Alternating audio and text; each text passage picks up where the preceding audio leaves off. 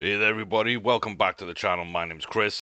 This is Football Manager 2024, breaking the game with Swansea. One last time for FM26 is finally released. Yeah, I was semi-aware, but not really aware that we had missing corrupted footage. I thought that I'd actually saved most of the footage. There's about a 6-month gap at the end of Season 1, and I want to run you through kind of what happened there.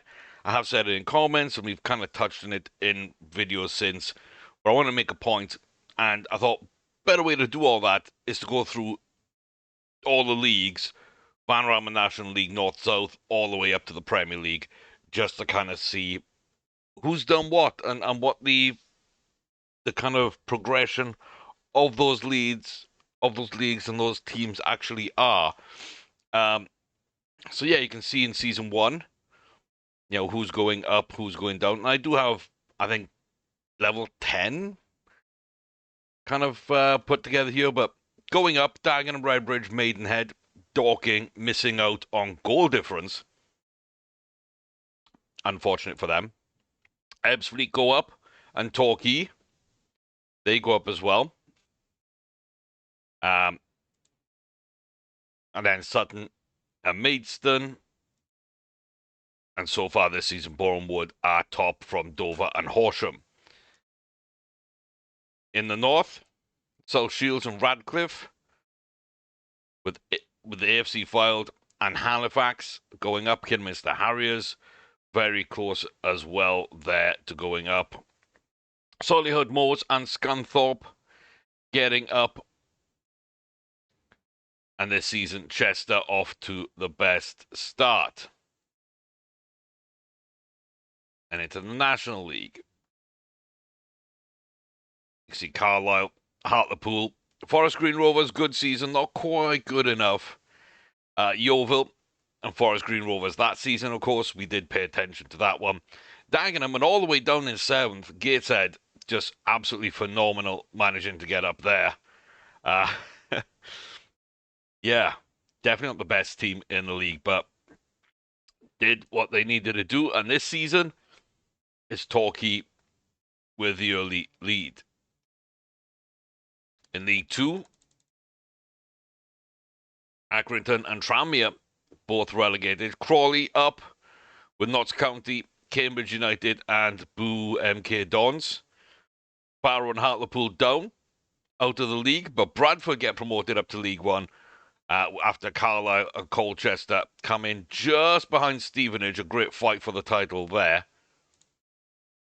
Then, of course, the one that we kind of paid attention to as well, Cheltenham Harrogate going down, Bristol Rovers coming up with Barnsley, Fleetwood, and the champions being Newport County.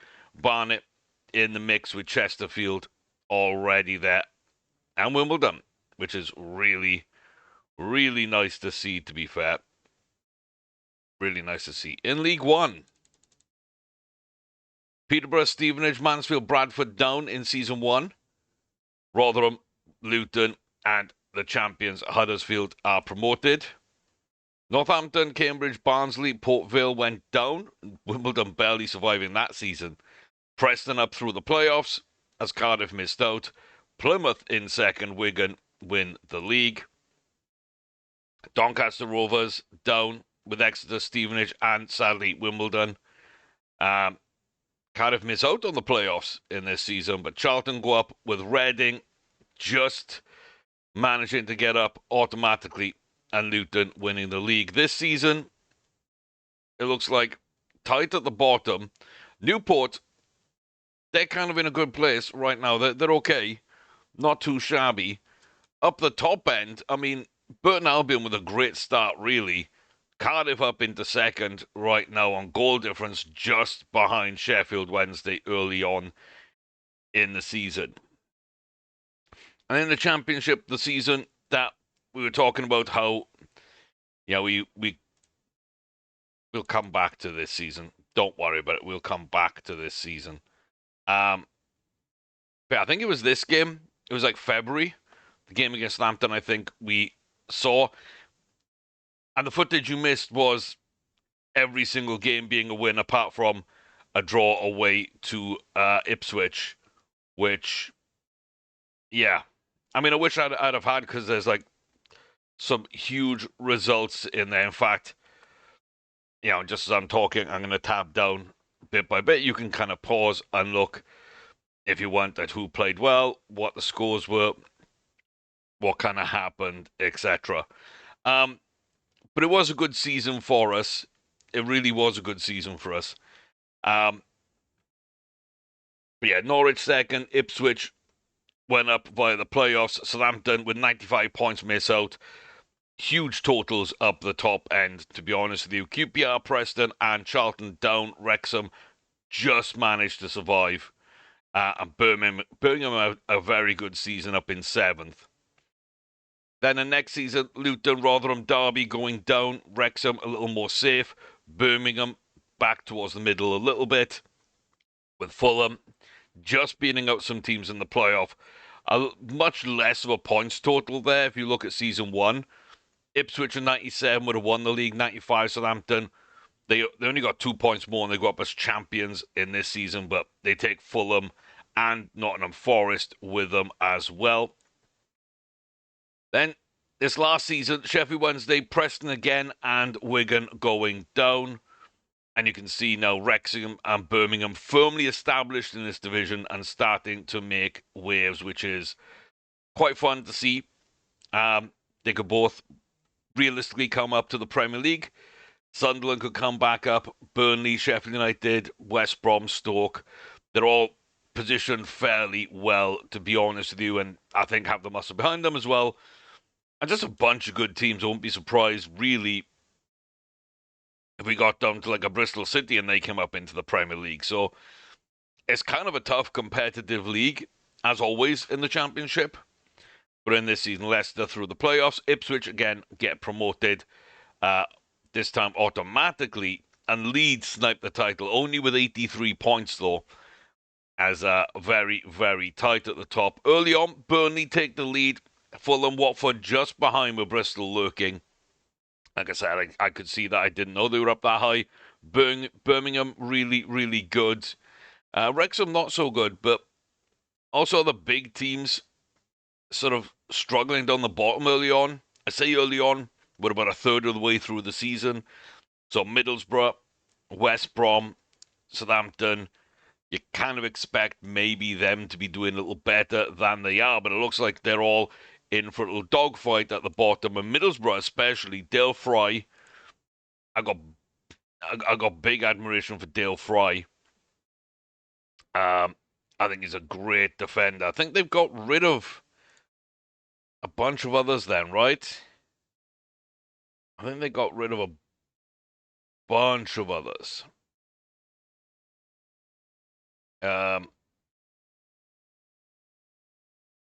Yeah. Hayden Hackney's gone to Fulham. That's the main one I was looking for. And that's about all that really has gone out. Yeah, they got some good players. They don't really have too much in the way of stand-up players then, I would say, I guess. But Dale Fry, Hayden Hackney, really good. They took the money, and yeah, they're kind of suffering. Darryl Dyke's still there. Looks like he's doing okay, but not a great season at all. But like I say, up the top end, we're kind of having a nice little battle. And it's fairly competitive. Playoff place down to Southampton in 18th is 2 games. 5 points back off Portsmouth, 6 back off Birmingham. Like, that can change in a head-to-head game pretty much. Completely sweep the momentum. Yeah, kind of crazy. Yeah, I don't know what's going to happen there. I don't know what's going to happen. But pretty good. And then Premier League Season 1, Sunderland did go down, Fulham, Forest. Arsenal end up winning the title. And, yeah, a resurgence from United and Spurs, as normally FM does. rate them quite highly. And then season 2, Ipswich leads, but the UEFA Europa League, they did get into that. Burnley as well go down. We managed to survive our first season in 8th place. Of course, we all saw this. But Chelsea falling down a little bit. But again, Man United with a very good season, which I don't see happening in real life.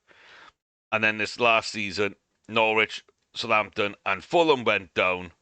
Again, Chelsea don't do great. Tottenham do drop down a bit. Brighton profit. Villa really joining the fight for Europe and the Champions League especially well. And yeah, what happens to be a final day title win for us, as Arsenal draw and we win, we kind of put ourselves in a good position. And that does bring us to this season with that little roundup there, a little 10 minutes walk through all the league histories. We are top. We are unbeaten. We're not perfect. We were so close to being perfect. But we started having one or two semi-difficult games on paper that turned out to be difficult. A couple of easy games, I thought, early on, actually turned out to be a bit of a struggle as well. But we're kind of the kings of the 1-0. Not really playing well defensively either. More just wasting chances up top and not making it comfortable. So it's a little difficult at times. But our defense also is conceding more than we did last season, for sure. We're almost a goal a game. Whereas last season, we were 10 under.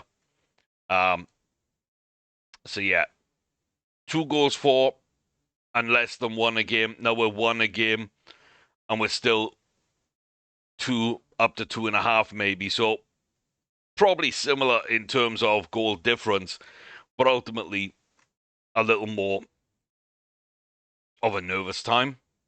And I'm hoping that backline does get itself together and kind of come back into fruition. But yeah, I don't mind it. Liverpool are unbeaten there in 3rd. United flying high in 2nd. City in 4th, with Chelsea, Arsenal in just behind. Spurs again dropping off. Leeds having a great start of the season, starting to tail off. Villa and Newcastle in the mix too. So pretty good all in. I think that's pretty good all in. Everton have been flirting with relegation for years. Sources of Wolverhampton, they're still going to be doing that this season, it seems. And so this year, Community Shield, we win on penalties. Not the best game, but we do win. Then one where our goalie does save us is Villa away opening day. I thought that's a really good sign. A little corner routine as well, as we're not quite clicking up front. Then a game that we should have won by much more than a single goal, but Harvey Elliott puts away Bournemouth. And again, another one, we played quite well at the back. We were very wasteful up top. Should have buried Wolves, and we didn't. Again, a Diamonde goal from defensive midfield gets us through. And then we start clicking a little bit from here on out. Moukoko, Yamal, double over Forest. We beat Brentford in the League Cup. Vapotnik equalises after Coxall giving us the lead. He puts them ahead. Coxall equalises up. And despite Coxall being on a hat-trick and being on the pitch, for some reason, Szoboszlai steps up to take the penalty, slots it away in 89, steals a hat-trick away from young Luke Coxall. I'm slightly disappointed with that, but it's also Dom's first goal for the club. And so you kind of got to let it go, right? You kind of got to let it go. Isaac early on, very good. Yamal equalises with a slightly dodgy penalty, but that's fine. We take the lead before half-time. Joe Linton equalises up on the hour, and it's right at the end that we get out of it with a winner from Moukoko. Dinamo Zagreb, again, we did quite good. We had to rotate a little bit throughout some of these fixtures, because especially midfield and at right back, we're just getting absolutely battered by small injuries 2 to 3 weeks at this point in the season. We've had some bigger ones since to be honest. But again, we take the lead early. We kind of control the game.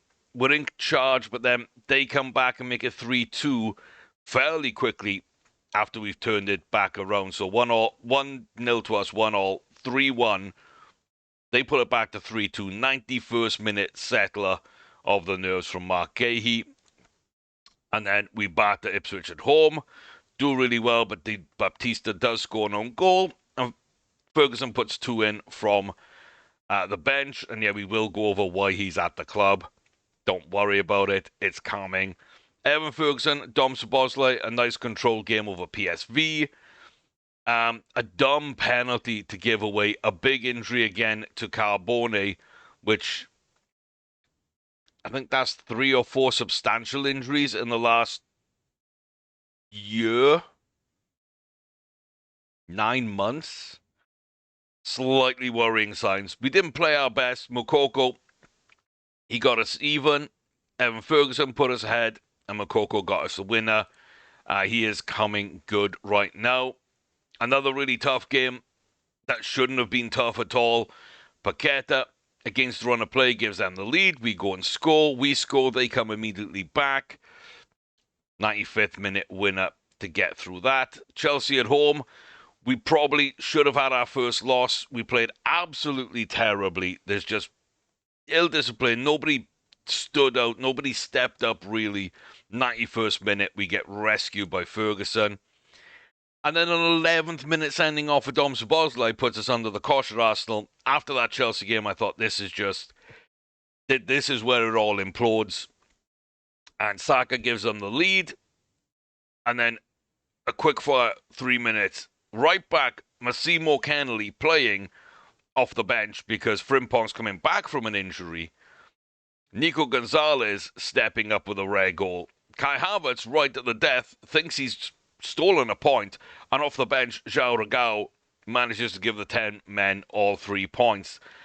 I will say undeservedly, although good goalkeeping display.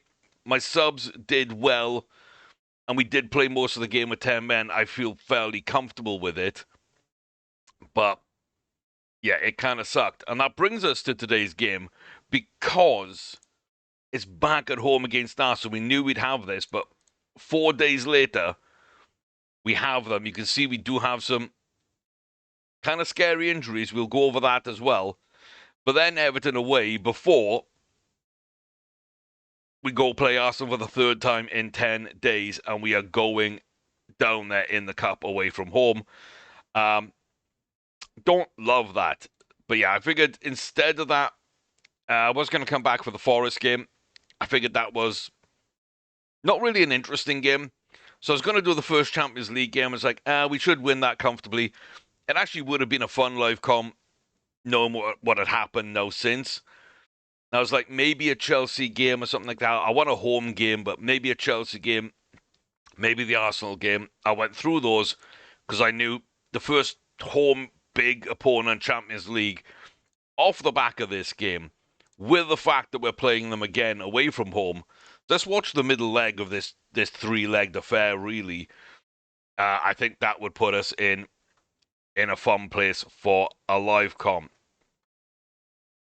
With that being all said, there's so much business being done. Not a lot of it from us, though. Not a lot of it from us at all. But yeah, after we went in for Szoboszlai, we kind of made that work. We're slowly working into that. One youngster, Harvey Davis, he was never going to play for us. But less than $1 million, but with a sell on, I think that kind of works. But yeah, fickle personality, not a ton of potential. We've got better. He didn't ever feature for us. He went out to Aldershot in the National League and did well, to be honest with you. So he's probably like a League One player right now with a Championship, a low-end Premier League kind of potential. But Leicester wanted him. I'm not really sure why, but they wanted him. And I didn't quite get my $1 million, but 825 plus, I think, 35%, probably. Oh, 50%. Normally it's 35%, to be fair. But yeah, so we do we do potentially get over $1 million for Harvey, which is, like I say, exactly what I wanted. And then just a player, like I was looking for strikers. And the man who was upset and willing to join us, I think it was kind of a bug because now he just doesn't want to talk to us at all. He's no longer upset. He's satisfied with his playing time finally. But yeah, he was very upset and wanted to leave. But he was never transfer listed. But he was interested, and then he wasn't. But I'm not really sure what went on there. I couldn't afford him anyway. But it's still a gut punch knowing that possibly he would have. Yeah, he's still probably going to get a big move because big clubs are after him with a lot of money. And Man City do seem to drop him way too often for that to be good. Other players I've looked at,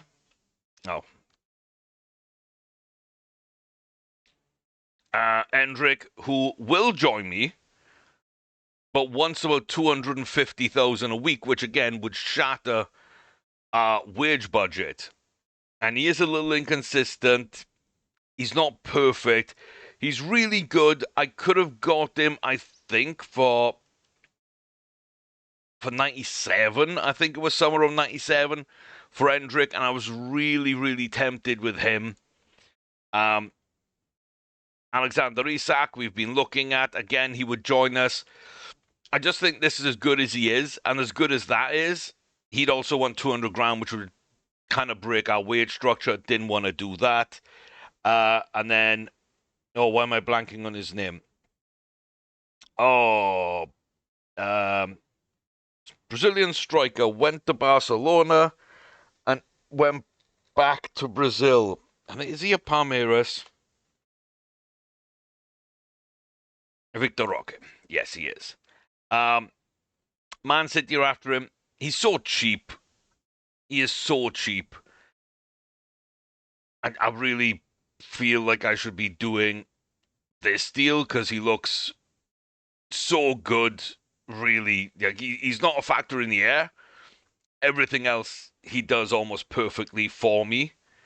And yeah, like we can teach him English. That's all fine. Again, he wants 200 grand a week, and that's kind of my sticking point. I didn't want to make, but you probably should for a player like this, right? You probably should. He's not sure about it, but yeah, a Man City are lurking, which means even if they do lose Haaland, they could replace him fairly well with Victor Roque. If they don't lose Haaland, they could pair them up in a duo up top, which is terrifying for me. So those are the main candidates. And then Evan Ferguson was available for like 71, I think. Solid in the air. He's kind of grown a bit. He looks more of an all-round striker than he normally does. It doesn't look super impressive, but you look at where those big numbers are. Finishing, heading, first touch at a 14 is good enough for me as well. Anticipation, composure, concentration, off the ball, work rate, acceleration, pace, jumping reach, strength, 6'2". All those work for me. There's other good ones mixed in there. But like those are some of the big ones. He doesn't dribble well with the ball. I'm willing to let him off.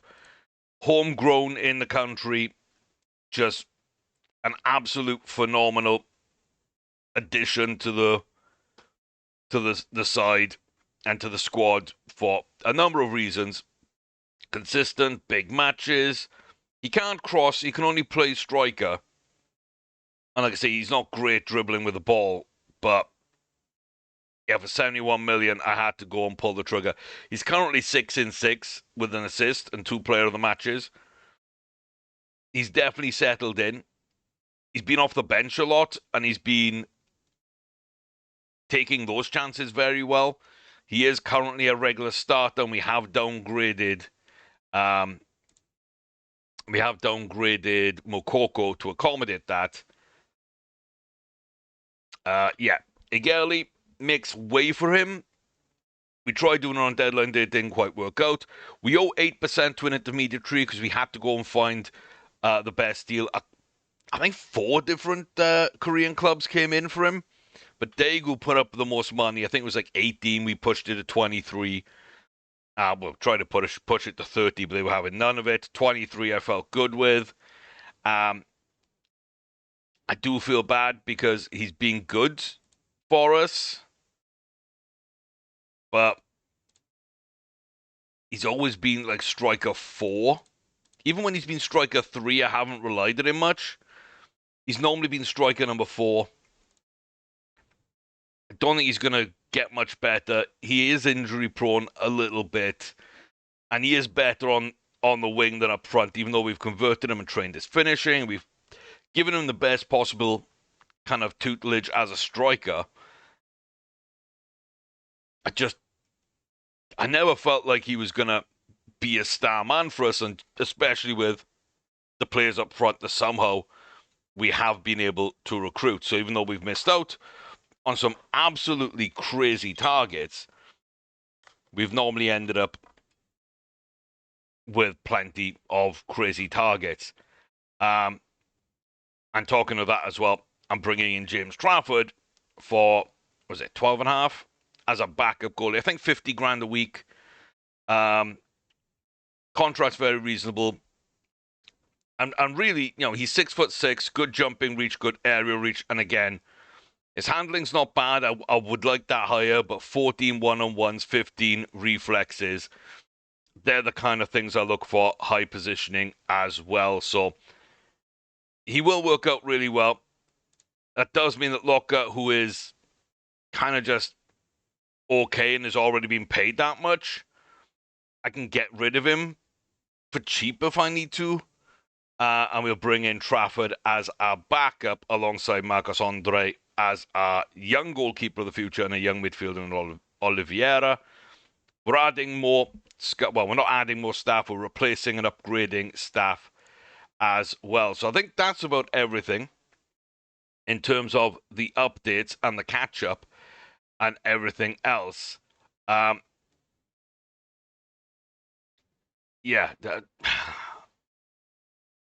I think 4 to 6 months, we were told, something like that. I can't really remember. It might have been 3 to 4 months. But yeah, he was coming off injury. He had a day left, I think. I'm not really sure what. I think it was a hamstring or something. Oh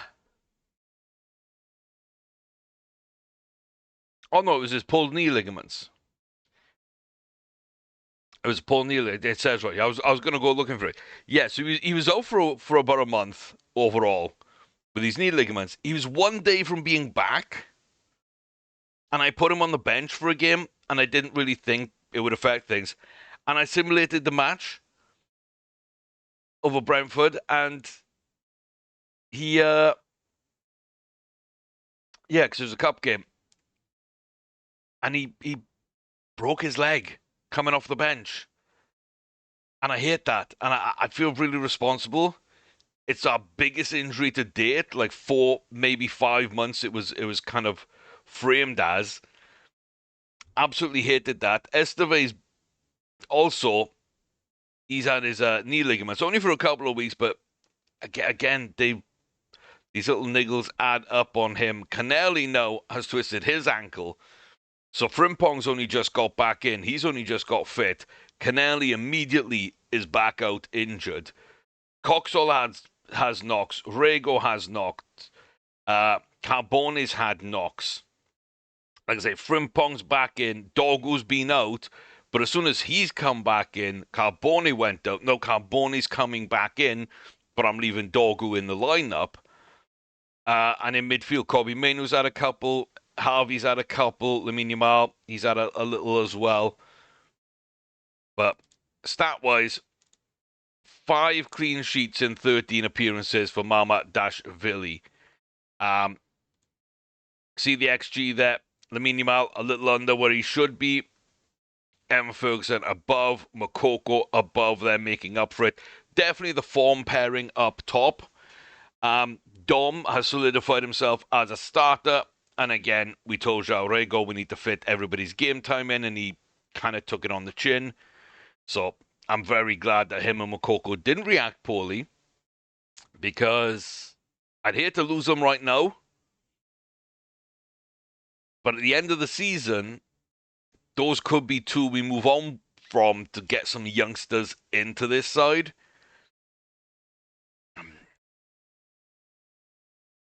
And why can't I click on anybody? Ooh. Ooh. This is all about breaking the game, but not in that way. Crazy. Yeah, bring some youngsters into the side. He says, talking about a 21-year-old João Regao and a 21-year-old Youssoufa Moukoko. Like, I understand this. Believe me, I do. I'm talking about like 17 and 18-year-olds we're bringing in, so we're getting 3 or 4 years younger. But at the same time, it is a little crazy to frame it in that way, but that's kind of what it is and how I think about it. So that's kind of how we're going to be talking about it. So yeah.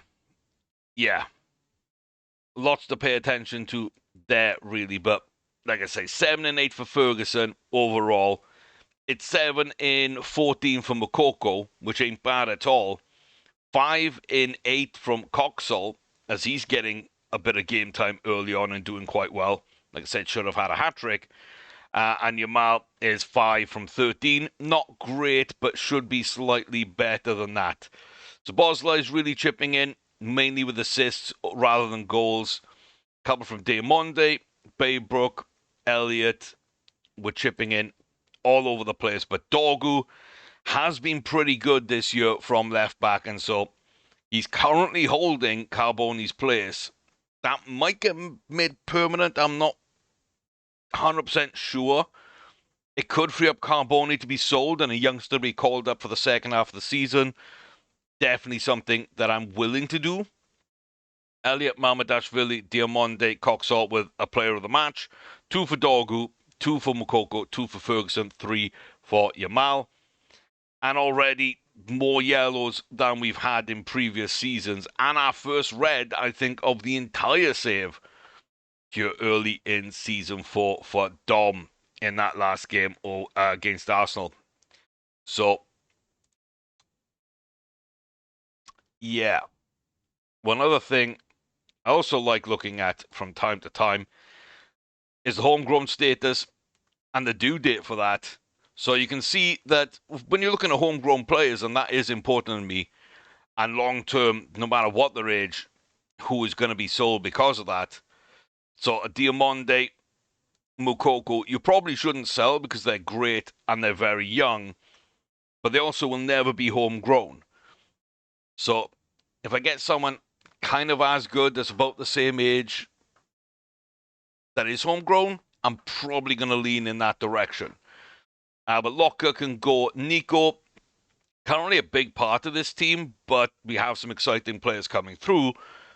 We could sell him. Georgie, we've struggled to keep a real goaltender at this club. If he does well, I fully expect him to be poached as well.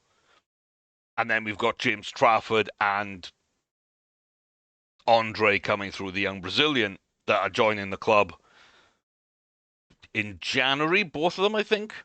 I think both of them actually joining in January, because the Brazilian midfielder, I think, is end of the season.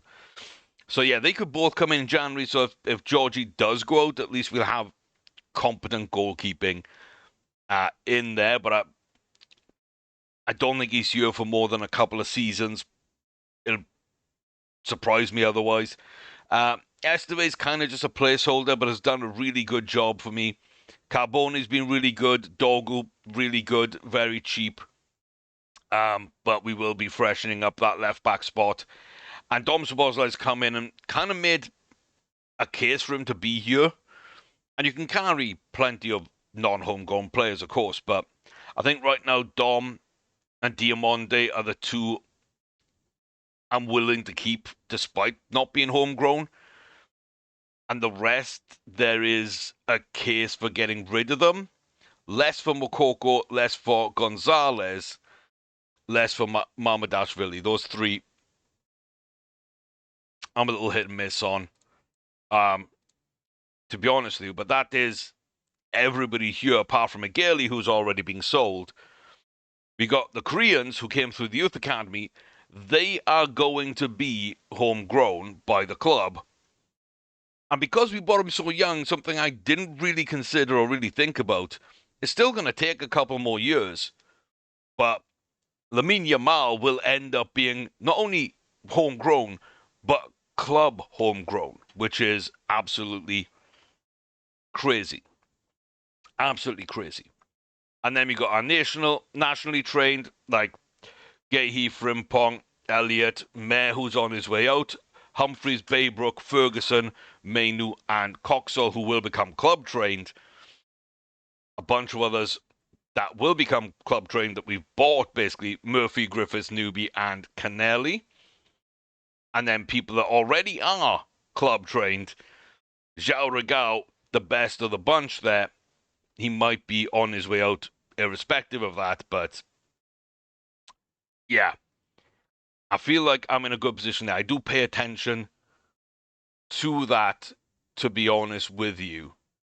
I wonder if there's anything else to show. Not really. I mean, wage-wise, Nico got a new contract. He's up to 125 grand. He matches Evan Ferguson, who comes in at 125. That becomes our new high point. Yamal just in behind that, but probably resets the market at 150 on his next contract, which thankfully he's only just had one, so shouldn't need a new one. Mainu, Frimpong, Bosley all in the 100 grand. Mamadashvili, 95, just in behind that. Diamande, Mukoko, Elliott, Gehi, 80. Humphreys a little overpaid, maybe on 65, but has been very effective for us. Regao, Lotka, very overpaid Lotka, and Carboni on 50.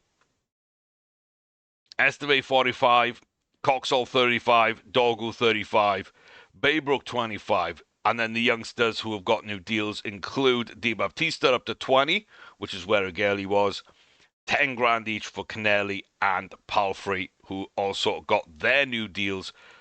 Palfrey's not yet 18. As soon as he turns 18, he's getting a 5-year deal, although I don't have extra years on. I thought I had extra years on this one. I don't, but I like him so much that as soon as he turns 18 in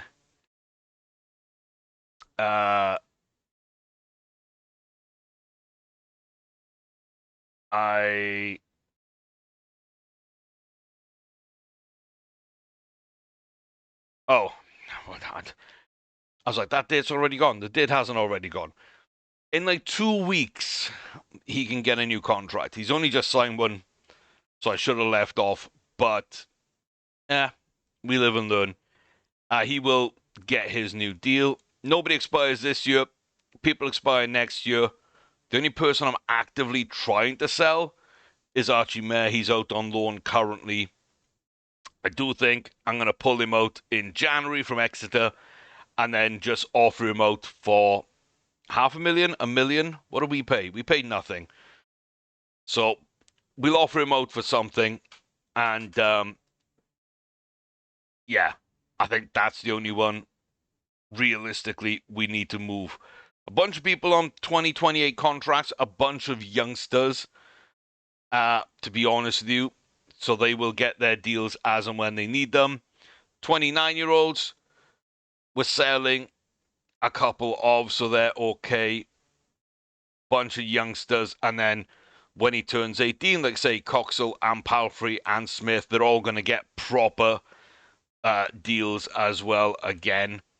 So that's fine. A few on 2030. Not too much there. Some of those might be sold in that time window. And then the bulk of people now have 5-year deals because we've renegotiated or bought them very recently, including Mamadashvili, because he got his new contract to wipe out a 38 million release fee, whatever it was. So this is his new deal. It's a little beefy compared to what it used to be, but I definitely think he is worth it. Trying to think if there's anything else at all. I don't believe that there is. So let's round things out then with the first Champions League live com of the series, as we are 2 from 2 currently. The only teams that have made it 3 from 3 are Juventus and Paris Saint-Germain. We have some big games coming, and this is a big game. And we are going to try and get something going here. Positive to cautious, but we are set to cautious. And we were last game, so I'm not really sure what that's about. But pretty much our first team then. Dorgu in instead of Carboni, who's still only fit and trying to work his way back in. Mamadashvili, Dorgu, Gehi, our captain, Diomande, and Frimpong. Nico Gonzalez in defensive midfield, just in behind Elliott, Mainu, and Szoboszlai. Up top, Yamal and Ferguson are the strike force. On the bench, Lotka, Di Battista to cover centre-back, Carboni to cover left-back. Our right-back cover is kind of injured. We don't have young right-back cover, is something I've discovered. They're all out on loan. Defensive midfield cover from Braybrook, central midfield from Palfrey, Mezzala / wing cover from Regao, and striker cover Mukoko and Coxall. Then just the best youth players we had left over. David Jones, he can't cover right back, but he's kind of our best option. Cole Smith, who is a good defensive midfielder of the future. I'm thinking Richard Roberts is solid in midfield. Alex Waller actually may have a future up top eventually. So they make the bench. Esteve's still out for 4 days. Canelli is back tomorrow. I was tempted to put him on the bench, but last time I did that, we broke the leg of Cam Humphreys, and he is still out for another 3 months. So let's go in and get at Arsenal. We just won with 10 men. Let's do it again. Only one change. Gabriel out for Calafiori. It's not a huge downgrade, but I don't mind it. So David Raya, Ben White, Julian Timber, Riccardo Calafiori, and Alexander Zinchenko. Got a couple of fullbacks playing centre-back there for them, but it usually works out. Javi Guerra with captain Odegaard and Kai Havertz, with Saka, Martinelli, and Jesus up top. On their bench, Kepa, Gabriel, Marino, Lewis Skelly, Komwali, Jan, Juma, Mendy, Nabry, Xhaka, Larkin, and Washington. I had no idea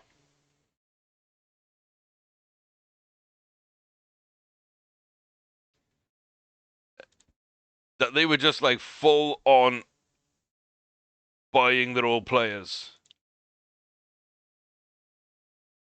I had no idea.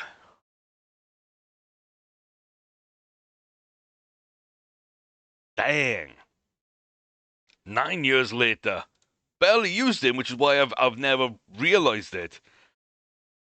But yeah, same window. Oh no, different window, same season. They go ahead and they get back Serge Gnabry and Granit Xhaka. Well, at least I was aware of, because they've been playing him a little bit. Damn, that's nuts. I didn't even realize that in the last game.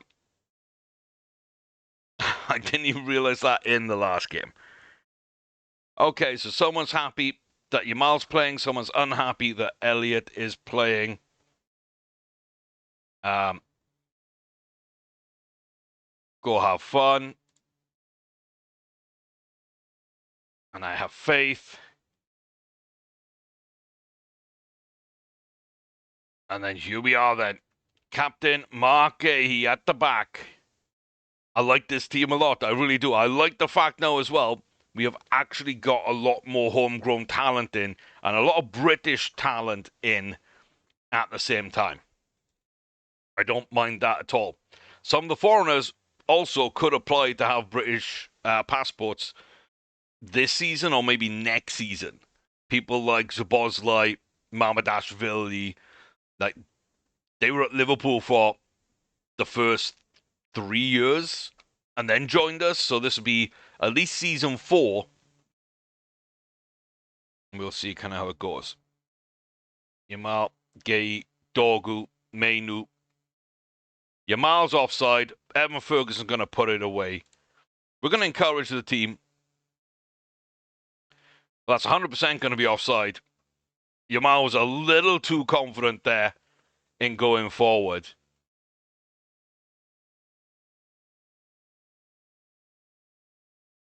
Yeah.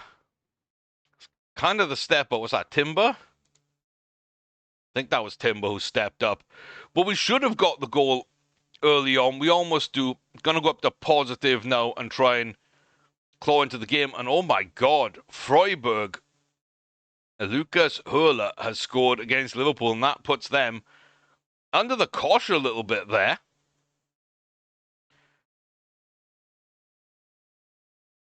We'd quite like to see that.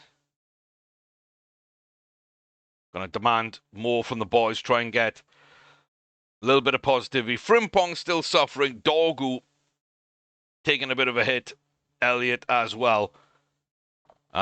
Looks like a very wasteful Arsenal, which I'm very glad for, but no highlights and kind of a bore draw at the moment.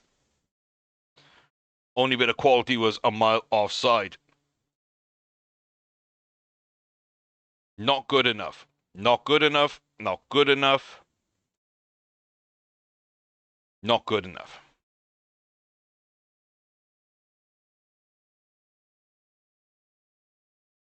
Very attacking. Put some pressure on Arsenal right at the very beginning of the game. Back into positive. Try and get some control in the game.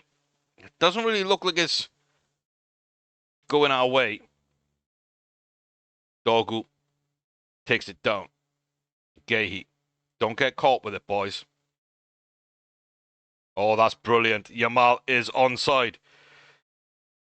He gets it forward, but he can't quite get it through. And Szoboszlai just puts it wide. Oh my God, that's what we needed, but we needed that to work, and it didn't. João Regal coming on for Harvey Elliott. I mean, it has to be done. Frimpong. Oh, Alex can play right back. Alex can play right back. I don't love it, but it's better than putting the kid out there. Yeah. And Franco can do up to like 75 minutes or so right now. So bringing him on makes sense too.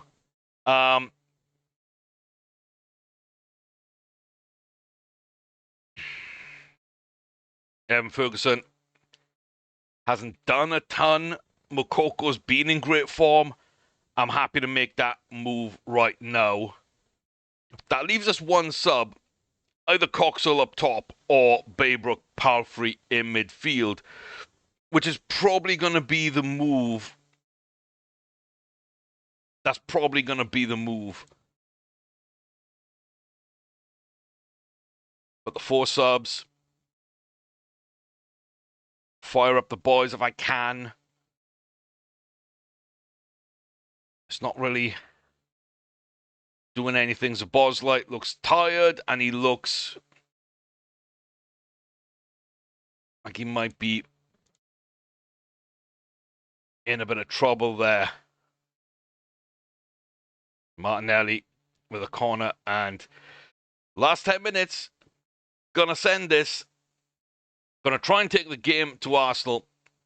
They've definitely had the better of the game. We've had chances. They had a very good offside trap to begin things, but they've just been sitting back and defending, and they've had their counter-attacks, which is where their chances have come from. And so the first live com's a very boring game, which we had the better XG, which just shows like how they were playing on the counter. And I get it's the Champions League, but by God, you're Arsenal. You're coming to Swansea. You're still a bigger club than us. You still got better players for us, player for player. Slightly, we're catching up like hell, but slightly, you should favour yourselves.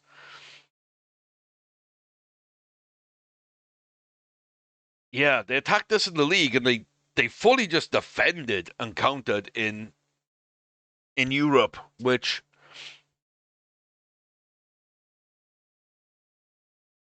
kind of works for me. I don't think it works for them, but that's not my problem. That's not my problem at all. We played very solid at the back. We played very well defensively. If we did that in the league week in, week out, we'd win far more games. Lack of goals, lack of creativity, not good enough. I was going to talk to you. This might go against me now because I'm talking to a bad motivational player, but I was going to talk to him. I was going to say very happy. He's self-assured. So that worked out, but that could have been very, very dodgy. So the table then after 3, we're up there alongside Monaco on 7 points. Juventus, PSG are joined now by Barcelona, who put 7 past Genk. Gavi, Pedri, Musiala, Fati. That's kind of their focal point. They sold Makoko, they sold Lamine Yamal to me.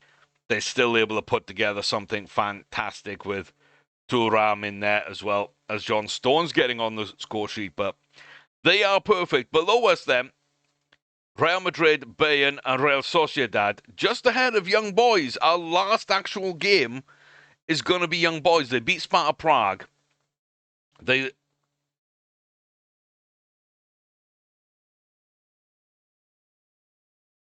beat Bayern Munich. I wasn't expecting that. Especially not because since Bayern were up there. But that's the game Bayern lost was with the Young Boys. And they only barely lost to Lazio. Mind you, Lazio also just lost to Ron. So, yeah, too many average performance today, average result to match them. That's 100% take that. Goalless run for Yamal's worrying. I'll definitely agree with that. Take a draw all day long in that match. Kind of. I don't think it hurts us. I got to start dropping him to the bench if he keeps up in this way.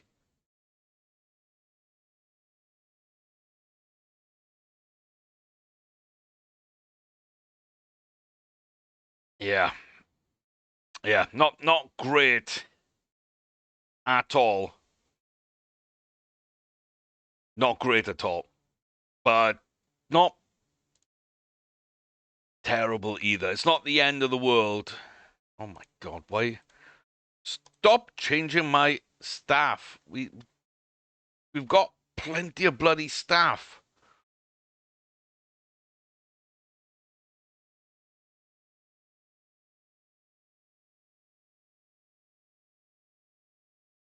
Why is this average? Who's doing this? Just 2 people.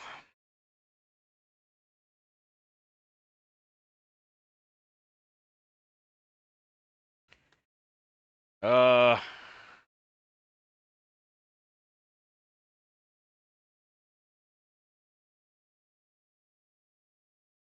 yeah, where am I carrying the extra people? Where am I carrying the extra people? I'm not, am I?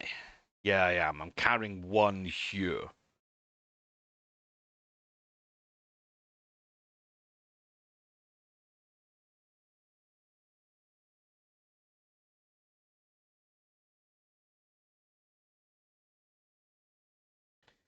Yeah, I don't need to take the other guy out. Yeah, Armstrong can move over. We got light everywhere. We got at least 4-star coaching everywhere. We got 5-star at shot stopping, at technical possession, and at quickness. We got 4.5 at strength and defensive technical. I'm okay with that.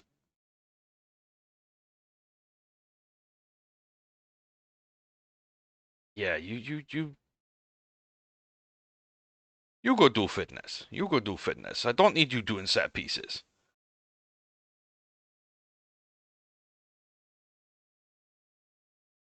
Maybe I do have you doing set pieces. They're never going to give me another coach. Never in a million years. But okay, that's fine. Gahey,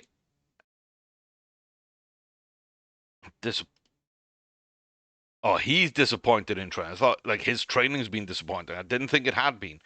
Um, yeah, we needed a strength coach, which we now have, and I don't know why we didn't. That's kind of weird, to be honest with you. Again, I'm not really sure why. I think Ollie's for sale, isn't he? Probably. Probably. I'm not sure Northampton are going to pay like the 8 to 10 million I want for him, but he's probably for sale. Almost a 10 rating. We haven't had as many of those as I think our squad makeup should.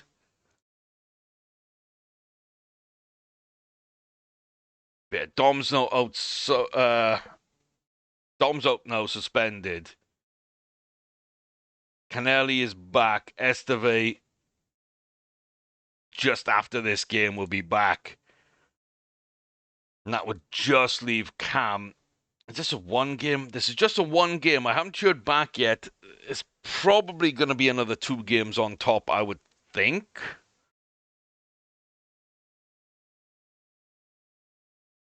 Everything looks good.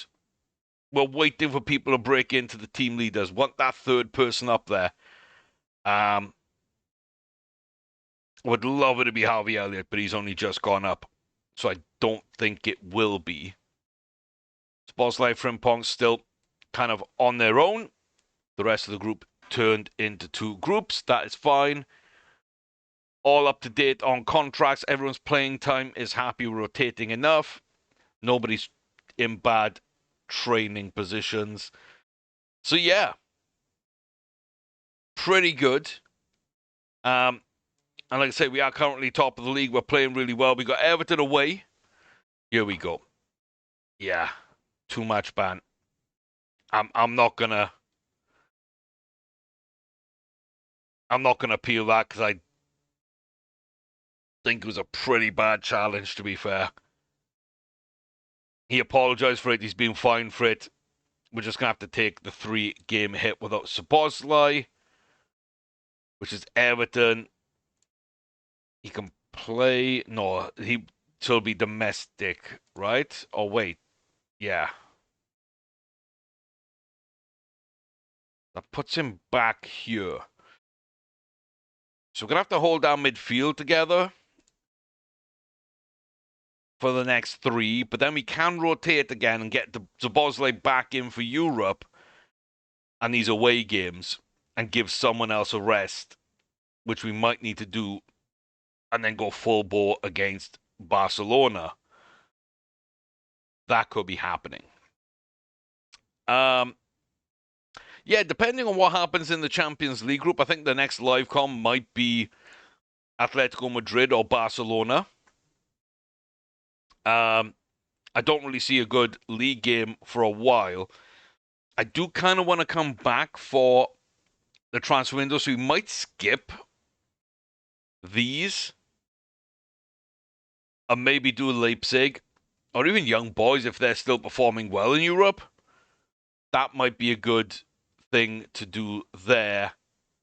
Yeah, there's no big clubs at the end. I could do Man City at home here before the transfer window in the next one, but I'm not sure. Let me know kind of what you think, but I think that might be the idea right now. Man City, preview the window, get our business done, quick look at deadline day, and then eyes forward for the rest of the season for the, 13 games left?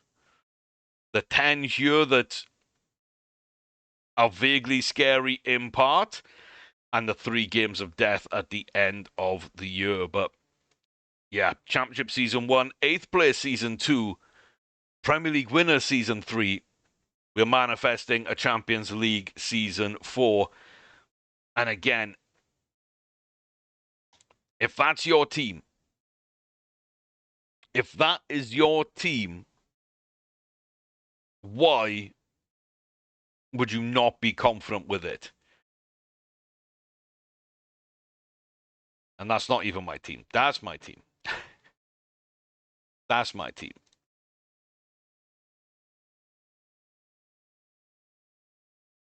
With players like that on the bench too. Some good young players. But that's my team. These players off the bench. Champions League winners may be a touch far, but we have overperformed. We continue to overperform. We love overperforming. Why not do it again? Why not just go absolutely nuts? Full send, full bore. And try and win the Champions League season number 4. So, yeah, let me know what you think. Comment section down below. If you haven't already hit like, please do so. Smash the subscribe button. We're closing in on 1,000 very quickly. Would mean the world. Yeah, we're just trying to break FM24 before FM26 is released. We're doing a very good job of that with my beloved Swansea City. So, I'll see you very soon. Check out the other players available on the channel. Memberships as well. I've been Chris. Thank you very much for being a part of the journey. I really do appreciate all the support I continue to get on this and all the other videos. Stay safe, take care, and all the very best to each and every one of you. I'll see you back here soon for more craziness as the Swans continue to soar.